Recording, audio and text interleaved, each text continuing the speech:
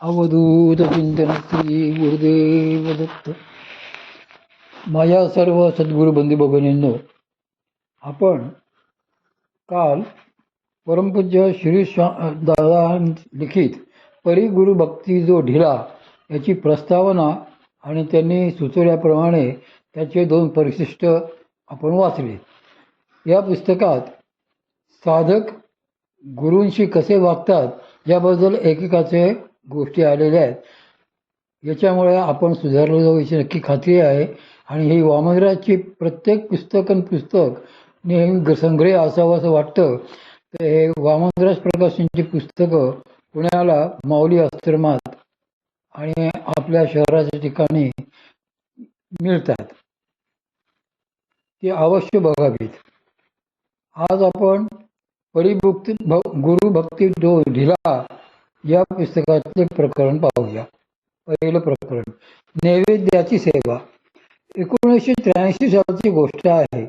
त्यावेळी परमपूज्य श्री मामा कधी कधी सलग 15 दिवस माऊलीत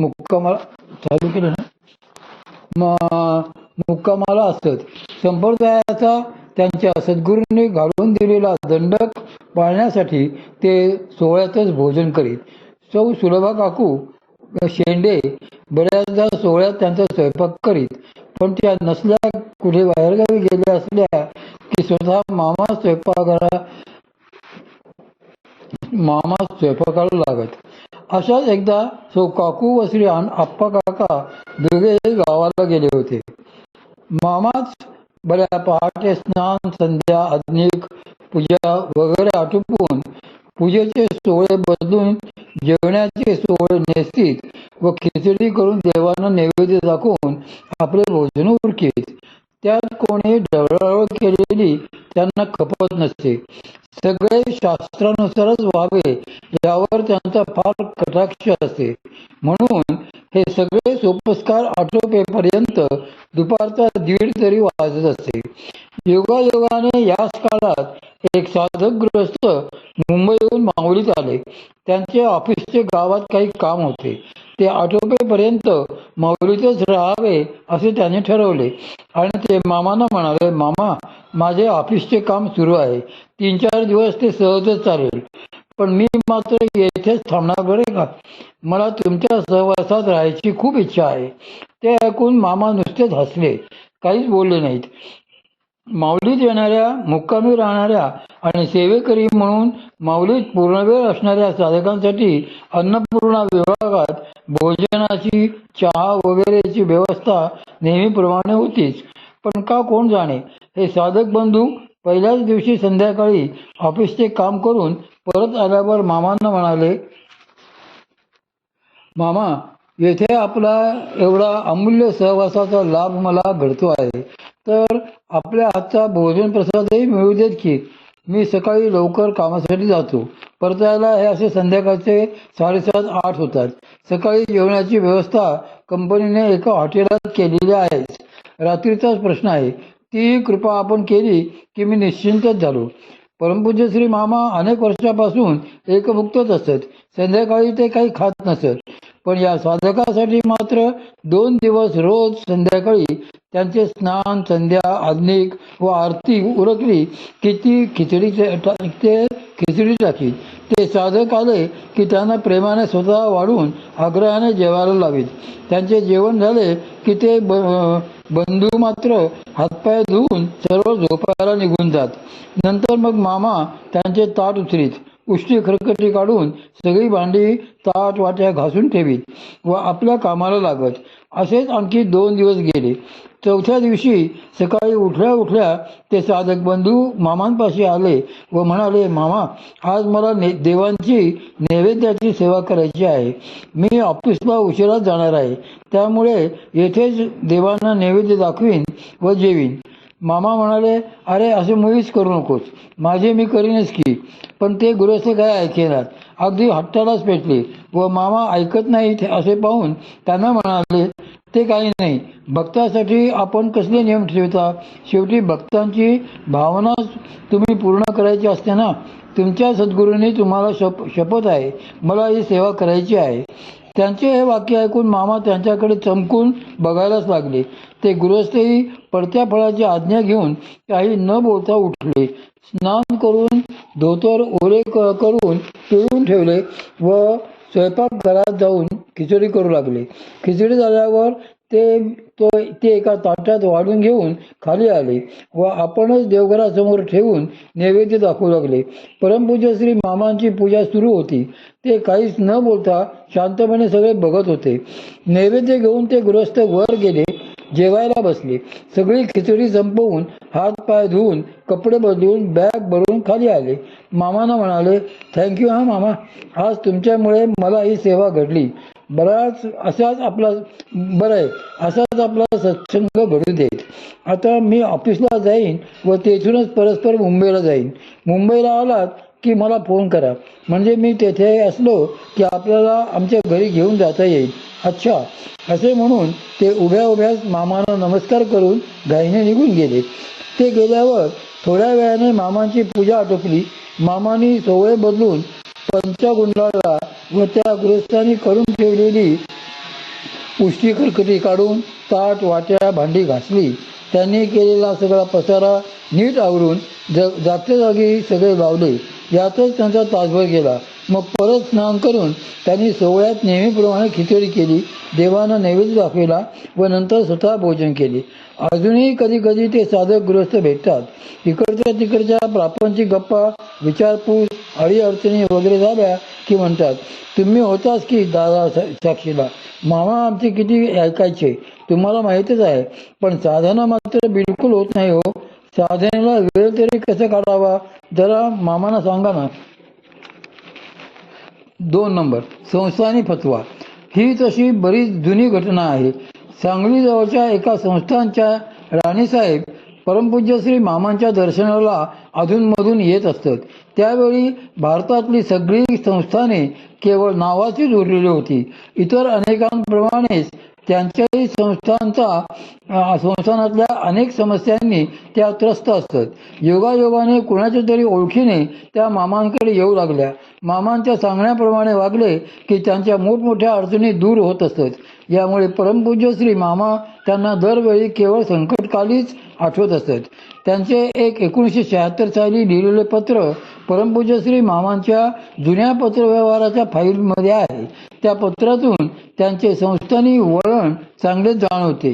त्यातला काही भाग असा, आमच्याकडे उत्पन्न झालेल्या या समस्येकरता तुम्ही मार्गदर्शन करणे. आमची जन्मपत्रिका वगैरे तुमच्या संग्रही आहेच. ती बघून अनुष्ठान वगैरे धार्मिक कृत्य करावायचे असल्यास अनुमान न करता संपन्न करणे. त्यासंबंधीच्या खर्चाला आमची संमती असून सरकारातून तजवीज करण्याचे ठरले आहे. तरी सर्व कामे तुम्ही बाजूला ठेवून तातडीने अनुष्ठानाला लागणे. आमची तुम्हावर मेहर नजर आहेच. अर्थात यासंबंधी पुढे प्रत्यक्ष काय घडले याची माहिती मिळाली नाही. पण या राणीसाहेबांची त्याही अडचणीतून परमपूज्य श्री मामांनी त्यांना पाठवलेल्या विभूतीमुळे सुटका झाल्याचे त्यांच्या पुढील एका पत्रातील उल्लेखावरून कळले. एका जुन्या साधक भक्ताकडून मागच्या आठवणी निघाल्या असता या राणीसाहेबांबद्दल थोडी माहिती मिळाली. त्या अनेकदा मामांकडे आलेल्या त्या गृहस्थांनी बघितल्या आहेत. ते सांगत होते की त्या बाई यायच्या असल्या की त्या येणार म्हणून 4-4दा निरोप येई. मामांसमोर त्या नेहमी 3-4 घेऊन येत व आल्या की अखंड बोलत राहत. त्यात अनेक तक्रारी, अनेक अडचणींची गाऱ्हाणे असत. सोबत पत्रिकांचा एक गठ्ठाच असे. याची त्याची करीत अनेक पत्रिका दाखवीत. असे मामांचे 3-4 तास त्यांनी घेतले की सगळी कामे झाली आहेत ना, सगळे विचारून झाले आहे ना याची खातरजमा करून त्या बरे येते म्हणून निघून जात. जाताना मामांपुढे ₹1.25 दक्षिणा ठेवायला विसरत नसत. त्या गेल्या की परमपूज्य श्री मामा त्यांनी ठेवलेला ₹1.25 बाजूला ठेवायला सांगत आणि संध्याकाळच्या आत ते पैसे सेवे करायला शनिपाराजवळच्या एखाद्या भिकाऱ्याला देऊन येण्यास सांगत. अगदी पहिल्याच त्या राणीसाहेबांचे ते 1976चे पत्र दुसऱ्या एका कामासाठी जुन्या फाईल्स चालवताना माझ्या वाचनात आले. तेव्हा मला ते वाचताना बघून परमपूज्य श्री मामा अगदी दिलखुलास हसले होते. या एकंदरीत घडामोडींवर त्यांचा केवळ तेवढाच अभिप्राय होता. मीही कधी तो विषय त्यांच्यासमोर काढला नाही. 3. एका देणगीची कथा. ही 1988 साली घडलेली गोष्ट आहे. परमपूज्य श्री मामांबरोबर मी विदर्भाच्या दौऱ्यावर गेलो होतो. परतीच्या प्रवासात नागपूर स्टेशनला आमची आगगाडी आली. प्लॅटफॉर्मवर बरेच साधक परमपूज्य श्री मामांचे दर्शन घेण्यासाठी म्हणून जमलेले होते. गाडी थांबताच परमपूज्य श्री मामा उतरून खाली प्लॅटफॉर्मवर गेले. त्यांनी सगळ्यांच्या प्रेमाने चौकशा केल्या. सगळ्यांची दर्शने झाली. प्रसन्नपणे हसत खेळत गप्पा चर्चा रंगल्या. गाडी सुटायची वेळ झाली. सिग्नल बदलला म्हणून मामा आत आपल्या जागेवर येऊन बसले व खिडकीतून हात बाहेर काढून सगळ्यांचा निरोप घेऊ लागले. इतक्यात एक साधक भक्त हातात एक जाडसर गठ्ठा घेऊन आत शिरले. मामांजवळ येऊन त्यांना म्हणाले, मामा, इफ यू डोंट माइंड, तुमच्यासाठी एक काम आहे. तुमच्या जवळच हा गठ्ठा देतो आहे. माझ्या भाचीचे लग्न ठरले आहे. तिच्या लग्नाच्या या निमंत्रण पत्रिका आहेत. यावर नाव पत्ते लिहिलेलेच आहेत. पुण्याला गेल्यावर तेवढी तिकिटे लावून पोस्ट कराव्यात. नाहीतर असे करा ना, माझ्यातर्फे त्यापैकी शक्य होईल तिथे जाऊन प्रत्यक्ष निमंत्रण द्या ना. तुम्हालाही यायचेच आहे लग्नाला.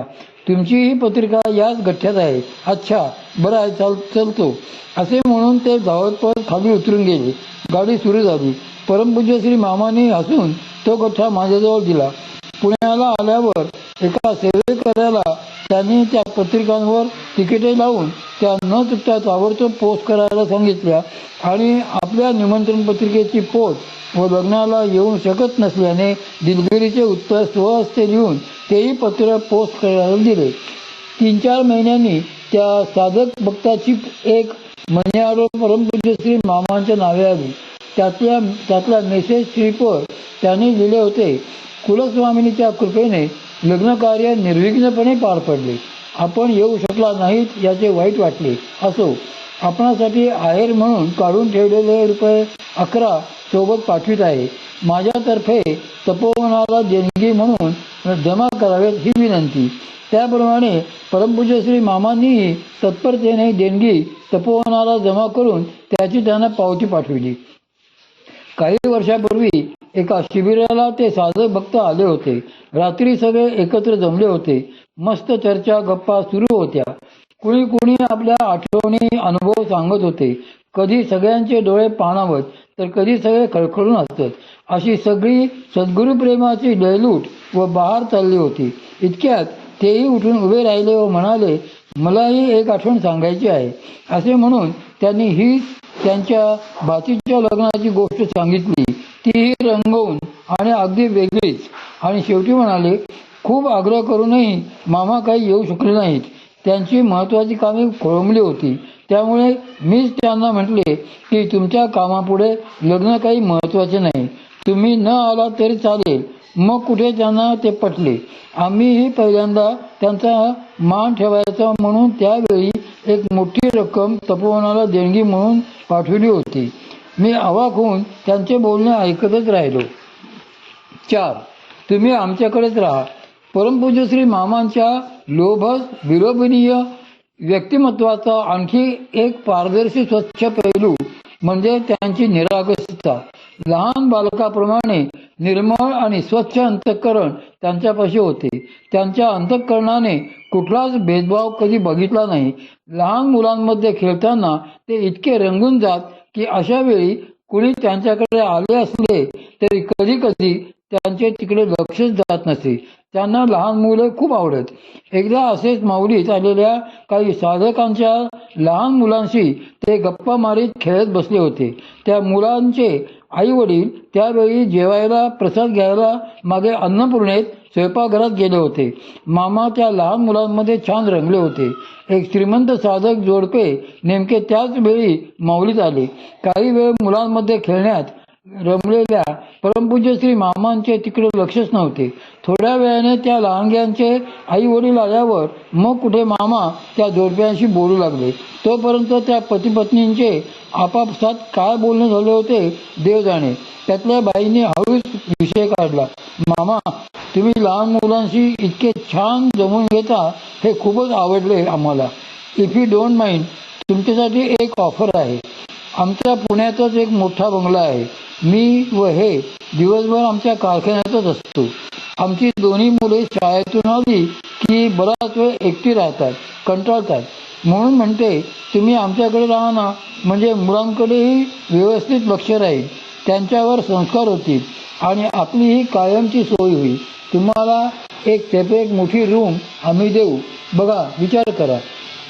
आजूबाजूची साधं